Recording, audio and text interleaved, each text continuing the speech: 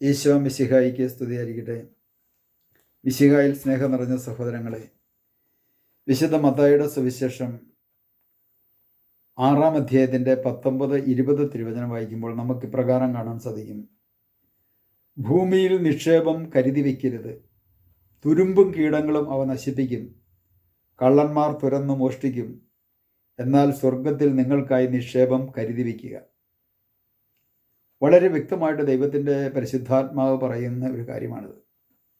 ലോകം പറയും, ഭൂമിയിൽ സമ്പത്ത് കുന്നുകൂട്ടിക്കൂ. ബ്ലേഡ് പണി ചെയ്തും കള്ളക്കച്ചവടം നടത്തിയും വെട്ടിപ്പും തട്ടിപ്പും നടത്തിയും മറ്റുള്ളവരുടെ അവകാശങ്ങളൊക്കെ പിടിച്ചു പറിച്ചെടുത്ത് നീ വലിച്ചു വാരി കൂട്ടാവുന്നതിൻ്റെ ഇഷ്ടം പോലെ നീ കൂട്ടിക്കൂ. ഇവിടെ 10 കാശുണ്ടാക്കാനായിട്ടല്ലേ നമുക്ക് ജീവിക്കേണ്ടത്. ഇന്ന് 10 കാശുണ്ടാക്കാൻ വേണ്ടിയിട്ട് മധ്യസ്ഥം പ്രാർത്ഥിക്കുന്ന വ്യക്തികളുമുണ്ട്. കള്ളക്കച്ചവടം വിജയിപ്പിക്കുവാൻ വേണ്ടി മധ്യസ്ഥ പ്രാർത്ഥനയിൽ പ്രാർത്ഥനാ സഹായം ചോദിക്കുന്ന വ്യക്തികളുമുണ്ട്. എൻ്റെ ബിസിനസ്സൊക്കെ വളരെ മോശമാണ് കേട്ടോ, നിങ്ങളൊന്ന് പ്രാർത്ഥിക്കണേ എന്ന് പറഞ്ഞ് പ്രാർത്ഥനക്കാരോട് പറയും. അവരിരുന്ന് പ്രാർത്ഥിക്കും, കർത്താവേ ഇന്നയാളുടെ ബിസിനസ് ഒന്ന് വർദ്ധിപ്പിക്കണമേ, ആ വ്യക്തിയെ ഒന്ന് മെച്ചപ്പെടുത്തണമെന്ന് പറഞ്ഞ് പ്രാർത്ഥിക്കും. പക്ഷേ അവരവിടെ ഇരുന്ന് പ്രാർത്ഥിക്കും, ഇവനിവിടെ കാശുണ്ടാക്കാൻ വേണ്ടിയിട്ട് ഏതെല്ലാം തരത്തിലുള്ള വെട്ടിപ്പും തട്ടിപ്പും നടത്താമോ അതൊക്കെ നടത്തിയെന്നും ഇരിക്കും, കള്ളത്തൂക്കം നടത്തിയെന്നും ഇരിക്കും, അതുപോലെ തന്നെ മായം ചേർക്കൽ പരിപാടി ഇതൊക്കെ നടത്തിയെന്നിരിക്കും. പ്രിയ സഹോദരങ്ങൾ, ഇതൊക്കെ എന്തിനു വേണ്ടിയിട്ടാണ് ചെയ്യുന്നത്?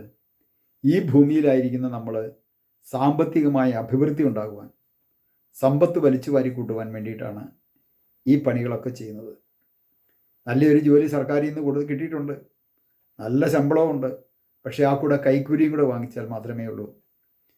എന്നാലും തികയത്തില്ല. ഏതെല്ലാം തരത്തിൽ കൈക്കൂലി മേടിക്കാമോ അതെല്ലാം മേടിച്ച് മറ്റുള്ളവരുടെ കണ്ണുനീര് വലിച്ചു കൂട്ടി, ശാപം വലിച്ചു കൂട്ടി വെക്കുന്ന ഒരു മനോഭാവമാണ് ലോകം നമുക്ക് തരുന്ന മനോഭാവം.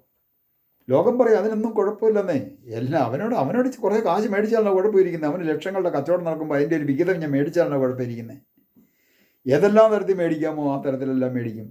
ലോകം പറയും ഭൂമിയിൽ നിങ്ങൾ സമ്പത്ത് കൂട്ടിവെച്ചു. എന്നാൽ യേശു പറയുകയാണ്, നിങ്ങൾ ഭൂമിയിൽ ഒരു നിക്ഷേപവും കരുതി വയ്ക്കേണ്ട.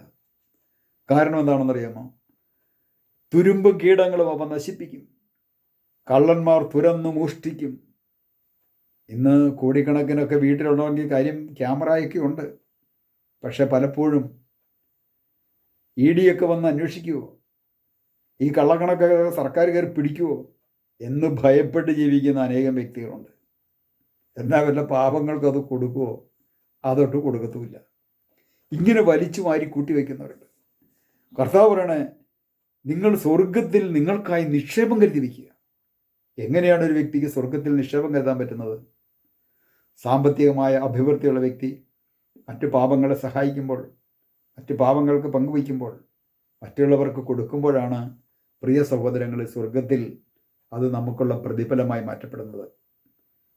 ഒരു നിർധനന്, തിരിച്ചു തരാൻ കഴിവില്ലാത്ത ഒരു വ്യക്തിക്ക് നമ്മൾ സഹായിക്കുമ്പോൾ, തളർന്നു കിടക്കുന്ന ഒരു വ്യക്തിയെ കരം പിടിച്ചുയർത്തുമ്പോൾ അവിടെ ദൈവത്തിൻ്റെ ഇടപെടലുണ്ടാകും. അങ്ങനെ മറ്റൊരു വ്യക്തിയെ നമ്മൾ സഹായിക്കുമ്പോൾ അത് കർത്താവിനെ തന്നെയാണ് സഹായിച്ചത്. അത് സ്വർഗത്തിലേക്കുള്ള വലിയൊരു നിക്ഷേപമായി മാറ്റപ്പെടുന്നു. പ്രിയ സഹോദരങ്ങളെ, നമുക്ക് ദൈവത്തിന് മുമ്പിൽ നമുക്ക് തീരുമാനമെടുക്കാം. ഈ ഭൂമിയിലല്ല നമ്മൾ നിക്ഷേപം കരുതി വയ്ക്കേണ്ടത്. നമ്മൾ നിക്ഷേപം കരുതി വയ്ക്കേണ്ടത് സ്വർഗത്തിലാണ്. ആ സ്വർഗത്തിലേക്കുള്ള നിക്ഷേപമാണ് നിങ്ങളിൽ ചെറിയവരിലൊരാൾക്ക് ഇത് ചെയ്തു കൊടുത്തപ്പോൾ നിങ്ങൾ എനിക്ക് തന്നെയാണ് ചെയ്തു തന്നത് എന്ന ആ കർത്താവിൻ്റെ വാഗ്ദാനം. നമുക്ക് ദൈവത്തിന് മുമ്പിൽ ഒരു തീരുമാനമെടുക്കാം. കർത്താവായ ഈശോയെ, അവിടുത്തെ തിരുവചനം ഞങ്ങൾ ഓർക്കുന്നു. ഭൂമിയിൽ നിക്ഷേപം നിങ്ങൾ കരുതി വയ്ക്കരുത്, കീടങ്ങൾ തുരുമ്പ് നശിപ്പിക്കും, കള്ളന്മാർ തുരന്നു മോഷ്ടിക്കും എന്നരുളി ചെയ്ത കർത്താവേ, സ്വർഗത്തിൽ ഞങ്ങൾക്കായി നിക്ഷേപം കരുതുവാൻ ഈ ലോകത്തിലായിരിക്കുമ്പോൾ തന്നെ അവിടുത്തെ വചനമനുസരിച്ച് ഞങ്ങളുടെ ജീവിതത്തെ ക്രമപ്പെടുത്തുവാൻ ആത്മാവിനാൽ ഞങ്ങളെ നിറച്ച് അഭിഷേകം ചെയ്യണമേ. പിതാവിൻ്റെയും പുത്രൻ്റെയും പരിശുദ്ധാത്മാവിൻ്റെയും നാമത്തിൽ ആമേൻ.